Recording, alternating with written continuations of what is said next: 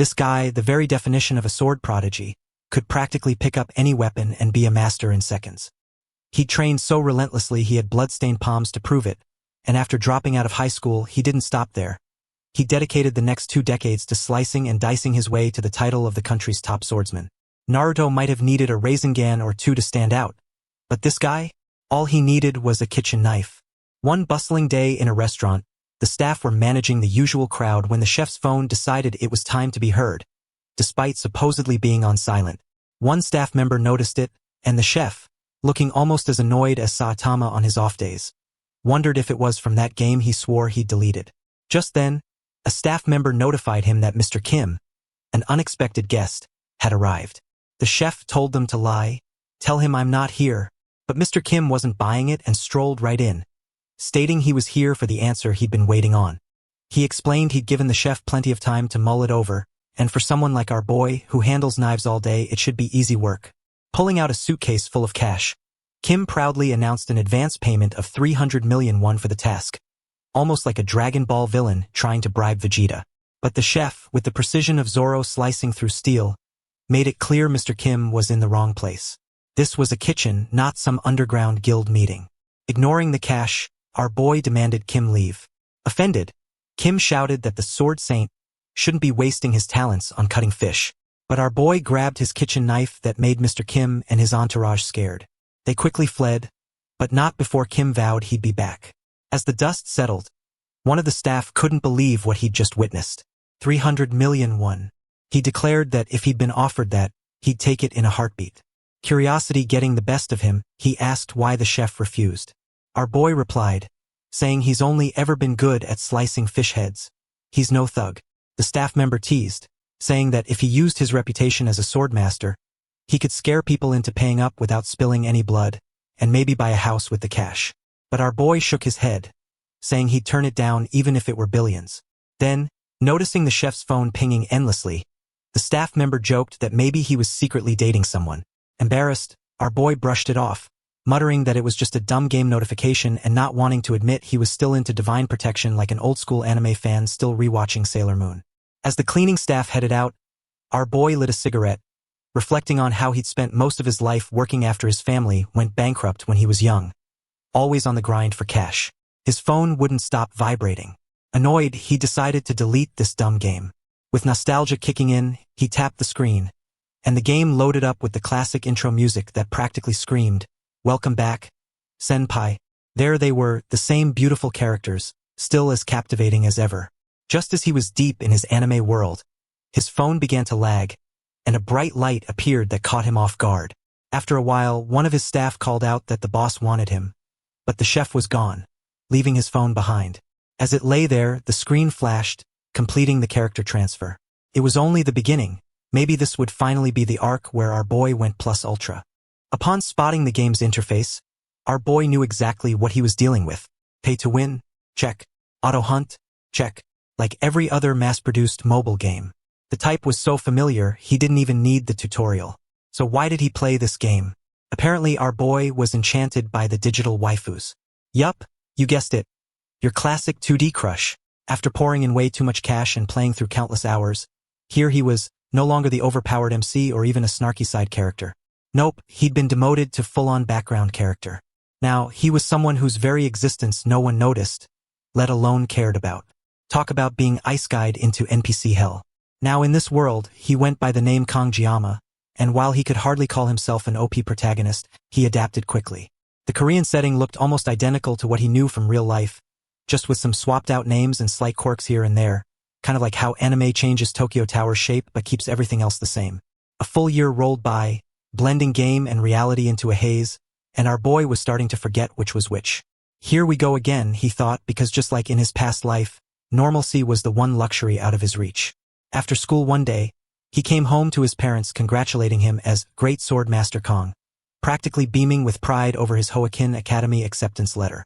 He started to sweat, trying to brush it off as no big deal, but they only doubled down, praising him like he'd just been named Hokage. They insisted on bragging about him left and right, and he knew his dream of a peaceful, normal life was now on par with finding the One Piece. Forget laying low. It was just not in the cards. With the entrance ceremony just a day away, he can't escape the hype that everyone's buzzing about. In his room, he packed a few essentials, though he paused when he found a family photo. Staring at it, he wondered how the hell does this Kong that he'd possessed even made it into Hoakin Academy. Then it hit him. Apparently, Kong had awakened divine powers last year, passed the entrance exam, and waltzed right into the academy. Plot twist. He'd taken over the life of a bona fide genius. Divine powers here were basically like cheat skills, rare and coveted, dividing society into ranks like Goku's power levels. But not everyone possesses these powers, as they typically manifest through genetics. Society is divided into 3 classes based on the presence or absence of divine power: the privileged, the commoners, and the poor. Hoakin Academy, he quickly realized, was an elite fortress disguised as a hero academy, keeping all the overpowered, hero bloodline kids within its fancy walls. He laughed to himself. He was one of those geniuses. But why was the heroes needed? Well, obviously because of the Demon King. Yup, the good old hero versus Demon King drama. Our boy once again realized that it's not his old world. And a hero training school is just like re-enlisting in the military, and, as expected, a status window popped up. There it was, a skill called painlessness with a cooldown of 12 hours. Great, he scoffed, because feeling sore after fights was my biggest concern. Then his eyes landed on his main divine power, the blessing of the sword god. Sure, the name was fancy, but the effect? Meh. It let him cut anything he slashed, but only if his weapon was exactly 30 centimeters long and 5 centimeters wide. He chuckled, realizing he was bound to a kitchen-sized blade. As the absurdity sinks in, our boy concludes once again that rarely does life go the way he wants. He checks his packing and realizes his equipment is forgotten. He knows even tens of millions is the cost for the lowest grade E-rank gear, while hundreds of millions is needed for average seating. Treasures in themselves, A and S-rank items are likely. He understands that the tuition alone is exorbitant, and he doesn't want to spend more on something forced upon him. However, he has to bring something since the academy requires equipment, or he'll make a bad impression on his first day. With that thought in mind, he decides to go to Daikso for a weapon. Suddenly, a memory of his first master interrupts his thoughts, recalling the insistence on a Japanese sashimi knife that cost over 100 million. He finds himself thinking again about that old geezer, remembering his words. A true master never blames their equipment. The next day, our boy stepped into the academy, decked out in his crisp uniform, feeling like the underdog in a shounen series. But before he could settle in, someone questioned whether the equipment he carried actually belonged to him. It was the day of the entrance ceremony, and during the equipment inspection, he confidently pulled out his sashimi knife as his chosen weapon. A kitchen knife? A nearby upper-class student snickered, ready to assert his dominance like the classic anime bully. Do you really think this academy is a joke? The inspector demanded, clearly unimpressed. You think it's acceptable to use a kitchen knife for the class placement test? With a calm demeanor, our boy replied, "This is my weapon." This answer made the upper-class student speechless for a moment. He shouted, but our boy didn't hesitate to clarify that he was a special student from a modest family, and the tuition alone must have been a huge burden on his parents. The instructor paused, glancing at the color of his name tag, which revealed his lower-class status. It hit him that for a student not from the upper class, the academy's fees would indeed be a significant burden. A wave of realization washed over him as he thought about how wrong it would be for an institution that claimed to promote equal education to push away someone so sincere. Our boy seized the moment, adding, "Blaming equipment is something only amateurs do. A master never blames their tools." He knew it sounded a bit odd coming from a teenage boy, but somehow those words felt profound, like he was channeling a grandmaster vibe straight out of a martial arts flick. The weight of his eloquence and unwavering spirit finally made the instructor realize that this boy was the real deal. With a nod of approval, he accepted Kong Jiama's weapon. Grateful, our boy thanked him. The student behind him recognized him as a special admission student. They whispered among themselves, wondering how someone like him ended up in such a prestigious academy. The instructor, catching their hushed chatter, quickly snapped at them to quiet down, reminding them that after their evaluation, depending on their actions, he could either be their angel or their devil. Hearing this, our boy felt a wave of PTSD, hit him like a shounen protagonist's traumatic backstory, and decided it was best to make his escape. He found a bench outside, taking a moment to breathe and reflect. Even though he had expected the scrutiny, experiencing it firsthand was still unsettling. Having completed the equipment inspection and survived the entrance ceremony, All that remained was the class placement exam. As he sat there, contemplating his situation, he realized he had really made it to Hoakin Academy, known as the Hero Training School, where he would be studying for the next 3 years. Looking around, he noted how different the academy was from what he had seen in the game's graphics. If he had to exaggerate, he'd say the academy was the size of a small town. Incredible. Attending a school meant for the upper class felt surreal, especially since he had to drop out of high school due to family circumstances in his previous life. Soon enough, the class placement test was announced, instructing students to gather at the training hall by 1 p.m. While the entrance ceremony was over, our boy understood that the class placement test was still incredibly important. As he contemplated his upcoming challenges, he picked up his sashimi knife, wanting to get familiarized with it. Remembering his master's advice, never put the knife down, not even for a single day, he felt a twinge of nostalgia. After 20 years of living by the knife, he wondered whether a 1-year break had dulled his skills. Curiosity piqued. He removed the cover from the knife and found it was far better than he had expected. He decided to test it out by cutting a leaf or two. Suddenly, a system notification pinged, announcing that the weapon had met the activation conditions, triggering the blessing of the sword god. However, because both his physical body and the weapon were too low level, the system initiated suppression to synchronize with him. Our boy's jaw dropped. He couldn't believe that simply drawing the knife had activated the blessing. As the synchronization completed, the system wished him the blessing of the god. But before he could process this, an overwhelming wave of pain coursed through his entire body. "I'm gonna die," he thought, panicking as he suddenly found himself in a strange, ethereal space. Confused, he shouted, "Where am I?" In a panic, he hurled the knife away, and instantly, the space around him returned to normal, bringing him back to reality. His body throbbed painfully, and while he grasped the concept of divine power activation, he couldn't shake the feeling that the chaotic world collapsing around him was tied to the sword god's blessing.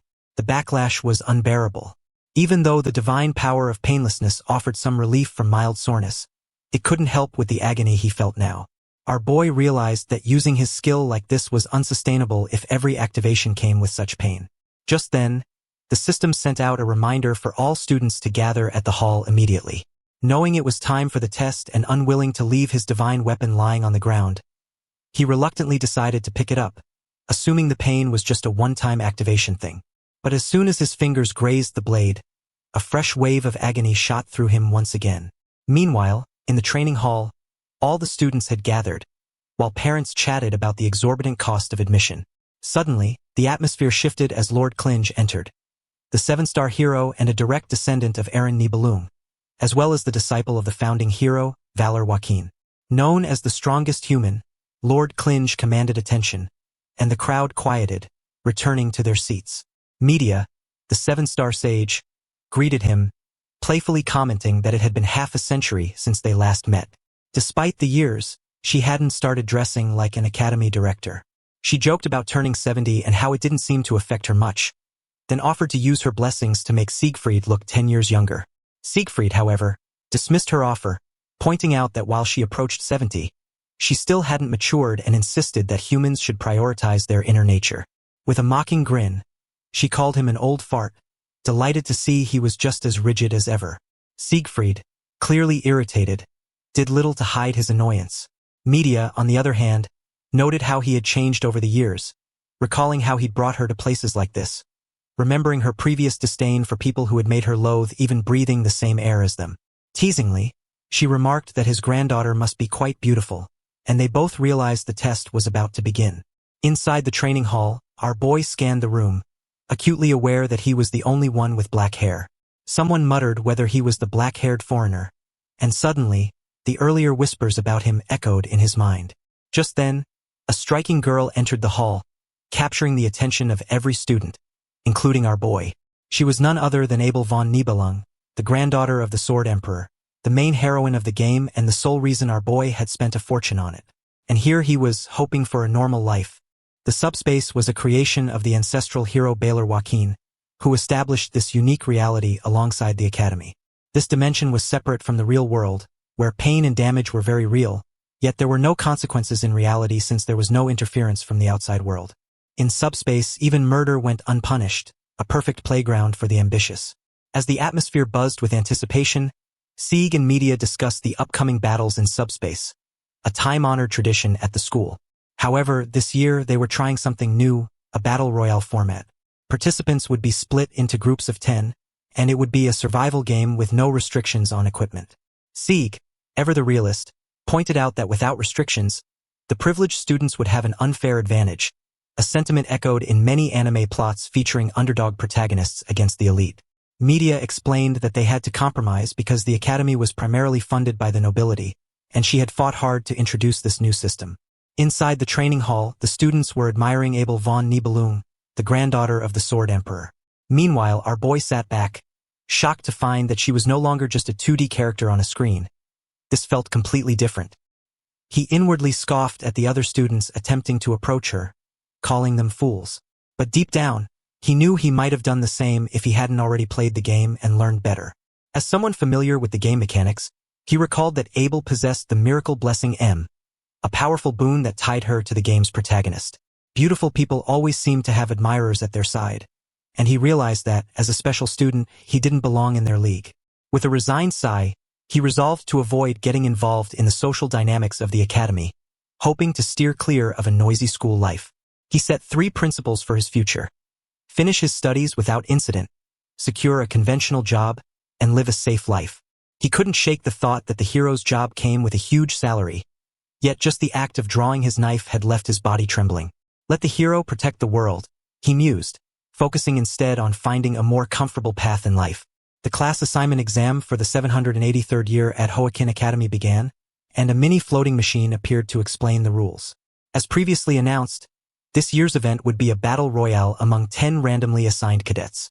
First place would be assigned to the Star class, while second and third would go to the Dragon class, and 8th to 10th place would be placed in the Ordinary class.